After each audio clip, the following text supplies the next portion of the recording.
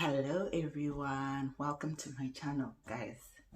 You don't know how long I've waited to do this. So I've always wanted to do this for so long, but what was stopping me is the idea of will I be able to do it? Will people like my content?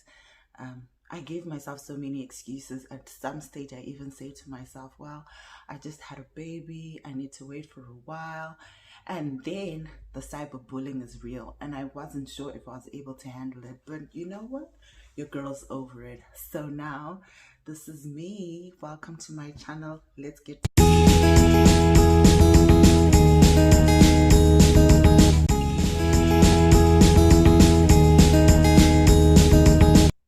Okay, so who is Anna? Or who am I? My name's Anna. My second name, Nobuhle. My maiden surname is Chigome, and my surname now that I'm married is Mtombeni. So I've got 3 kids under 6, 2 boys and a girl. That's the girl, and those are the boys. And then my husband, of course, that's him. Yeah. So what made me start this channel? So what happened is, when I was growing up, I always wanted to learn more, and I realized that people are not open to having honest conversations, which is why I called this Candid Convos, because I feel people are not truthful, honest enough. They're not willing to have those type of conversations, and you never know who to go to. Like, through that dating stage, you just want someone who's honest with you without judging you. And I looked for that for so long and I didn't get it. So I'm trying to be that friend that I wanted to have in the dating stage. Okay, in generally the different stages of my life, from dating to marriage to motherhood. And I said to myself, you know what? With my passion for helping people, I want to do it now. Like, I just want to share my journey, interview people who are willing to share their stories, so it won't be just about me, but people in my life who've really helped me to get where I am, and friends I've met along the way. So I'm an extrovert, which has helped me to meet a lot of people. I'm like one of those girls who just can't sit next to you and just be quiet. Like, I'm one of those who are like, oh, what's up? Who are you? What are you all about? I love knowing people and just learning new things. And I think that's what has helped me to ask several questions about our culture, society, some of the things that they say should be done, and you realize, but that doesn't work for me. So am I weird? Am I normal? So I just didn't wake up and become like this. I also had my struggles, which I'll be sharing with you, and how I ended up finding my true self, being who I am. If you follow me on Instagram, I shared the other time about my story of how I had issues with my legs. I had very thick legs. Yeah, those thick legs. And then unfortunately, none of my friends had them except my one friend, who decided with me to say, you know what, let's do something about our legs. So we started drinking vinegar. When I think about it now, I'm like, you were so crazy. And then I realized later on, those legs are what made me beautiful. These legs are like the bomb. But that's the unfortunate thing, that when you're in a society where people are a certain way, the majority are a certain way, and you're part of the minority, you end up thinking something is wrong with you. So I had to learn that with time, as I was growing. So I'll be sharing some of those things. And then when it came to marriage, people do not want to share. So I thought marriage was supposed to be, okay, not perfect, but I didn't think people fought that much. Like, if you fought, it was a sign to say that your marriage ain't working, girl. You probably got married to the wrong person. So like with my husband and I, we had unrealistic expectations for each other, and our first year of marriage was just crazy. We'll share that with you. And then when I had kids, I decided to raise my own kids the first few years, and then there's the career, and then there's what people will say to you. And it was like, I just had everyone having something to say. Do this here in our culture, like, hey, what gaga, hey, what or what. And I'm like, oh my gosh, it's like no one wants to give you that chance to do your own family planning. Like, you're getting older, because I was married at, I think I was 27. So for a lot of people, because most of my friends were married, they would say, hey, we haven't met the Mkwasha, which is the husband. Aribi, hey, you haven't even started dating, you're not serious, yeah, blah blah blah. So that social pressure is so irritating. So those are also some of the things that we'll be talking about. So forgive me, but I blabber a lot. I think you'll get used to me. I'm not one of those people who have a structured thing. I just say stuff from the heart. So I want us to have those genuine conversations that are unfiltered. So you'll have a space where you'll be part of my unfiltered life. I will share with you as it is. So I'm not saying I'm perfect, but I just want you to have a different perspective of the way things can be, what it takes sometimes to be different from everyone. Like I'm just that sort of person who finds myself, you know, like, oops, am I the only one who feels that way? And I used to shy away and think, okay, maybe something is wrong with me. But I like one of the statements that Michelle Obama says that, you know what, we didn't fight for every woman to be the same. We fought for the freedom for every woman to be able to have a choice to be who they want to be. So if you want to be a stay-at-home mom, if you want to be a working mom, you have that opportunity without having people judge you. Sorry, forgive my kids in the background. They're making a bit of noise. Maybe let me close the door. Yeah, so as I was saying, we need that. We need women who are going to empower each other by allowing a woman to be who they want to be. If she wants to be a stay-at-home mom, let her be a stay-at-home mom. If she wants to be a working mom, let her work. If she doesn't want to have children, it's okay. You know, we don't all need to be the same. I'm like so strong on faith. I believe God has called us to, we all have a different calling. We don't all need to be the same, you know. So it's about going to God and asking Him, what do you want me to be in this life? I want to fulfill my purpose, you know.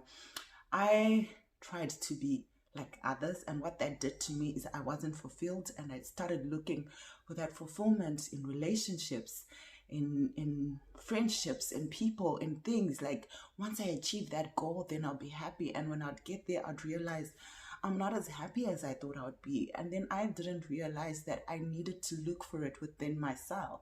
So after doing that, oh my gosh, guys, life has been way better.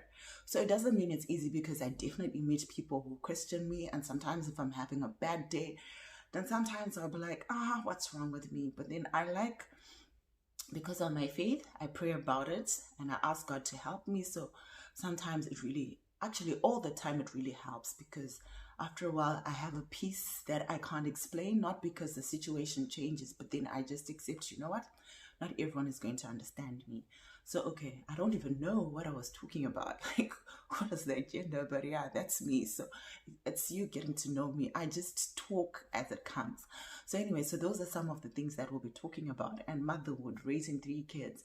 So my ideal lifestyle, the way I wanted to be, was be one of those women with a career, come home, kiss your husband, have dinner ready, your kids are sorted, and they're coming from school, and they're the most sweetest kids who you tell, you know what, you need to sit down, they sit down, you need to eat this, they eat this, you need to do that, they do that. Hey, guys, it didn't turn out that way. But anyway, it has humbled me on so many levels, because like I mentioned, I don't know if I mentioned this, but my husband and I agreed to raise my kids for the first few years in their lives. And then for some reason, I started having one baby after another. My third wasn't even planned. We then moved to Australia, and I came and I was thinking, you know what? I finally got this. I'm finally ready to have my career. Guys, I found out I was pregnant. You know, I was in denial. I took so many pregnancy tests, and I'm like, maybe the pregnancy test was wrong. Maybe the pregnancy test. So don't get me wrong, children are a blessing. But sometimes when you set your own plan that's different from God's plan, He will humble you. So I've learned a lot. So even in marriage, motherhood, just being an individual, losing friends because of having kids. Some I used to hang with, and then them getting bored, like every time we're calling Anna to say, let's do this, she's not available because what, they had their own reasons. So I've lost friendships, I've gained some friendships. And one of the things that I love also is I found myself. So my husband lived in Mozambique for some time, and when he moved there, I didn't know how to speak the language. Portuguese, and like they literally speak in Portuguese everywhere. Where they just the moment you arrive at that airport, they start speaking in Portuguese. Even their forms are in Portuguese. The way it's so irritating, but yeah. So when I moved there, I didn't know people, and I couldn't communicate with people, and I was in this space where I actually found myself because I was spending a lot of time with myself because I was an extrovert and I was used to being around people. And I actually didn't realize that I used to make an excuse for myself. Like I didn't want to spend time with myself. So I enjoyed being busy, being around people. So I got that closure of being alone and finding things that I enjoy. And some of the things that are amazing is I thought some of the things my husband did, like enjoying his own company and reading books, because he loves to read. He loves reading, learning new things. And I always used to say to him, dude, you are so boring. Like, let's get out, let's do this. So in Mozambique, all we'd do like weekends was go to the beach and just chill as a family. So I got to see another side of me, so I'll also share that with you. Anyway, guys, I feel like I've been talking for so long. But anyway, so I'm one of those people who wants feedback. So comment below on maybe some of the pressures you've gone through because of society and how you had to unlearn them, or you're actually still learning. So yeah, this is me, this is Anna, and I look forward to all of you being part of this. So if you enjoyed this and you want to learn more about me, see some of the stories people are going to share, please subscribe and hit the like button. And if you want notifications, go ahead and also subscribe. And then if you're one of those people who just wants to have a one-on-one, I'm so open to that. Just having someone who listens to you, because I know the difference that makes on an individual. Because at the end of the day, every single person, whether you're a child, whether you're an adult, you just want to be seen. So yeah, I'm actually practicing to be a coach. And then I remembered I didn't mention so what I did in uni. So like in uni, I did international relations and communication. I went to Monash, South Africa. And then when I left uni, I thought, okay, I want to be in politics, blah, blah, blah, blah, blah. And then my first internship, I got it at Musasa Project, which is where I developed my liking for helping women. And then, well, the internship didn't work out well. And yeah, that's another story for another day that I will share. But I got to work at Musasa. Then I went to UNICEF and a place called Tusanani Cover Trust that helps children in Epworth who can't afford fees, and just to encourage them. So just from working in those few places, I got this passion for women, children, and just helping people in general. And I realized that a lot of people say they are okay, but that deep down they are struggling. So I now make it part of my job to help people, every single person, by just being there for them. And not because I'm perfect and I have all the answers, but I know the difference it makes to just sit down with someone and be able to have a conversation and tell them what you're going through. Because a person will tell you, Anna, I'm okay, everything is fine. But mukatumu, you know. And because of the way we were raised, if you're Zimbabwean like me, there are a lot of things that you couldn't talk about. Career-wise, you couldn't say, I just want to do this. You would be told by your parents, I just fees. Like, I ain't paying fees for you to just decide you want to go and be a fashion designer. So they were like those eat jobs where you'd say, I want to be a doctor and engineer. So your parents could introduce you and say, hey, dear Dr. Wenu. So the struggle is real. So we'll be talking about all that, guys. It's actually quite exciting. So yes, guys, I'll end here and say thank you so much for watching, and I look forward to doing more videos and everything. And yeah, stay blessed.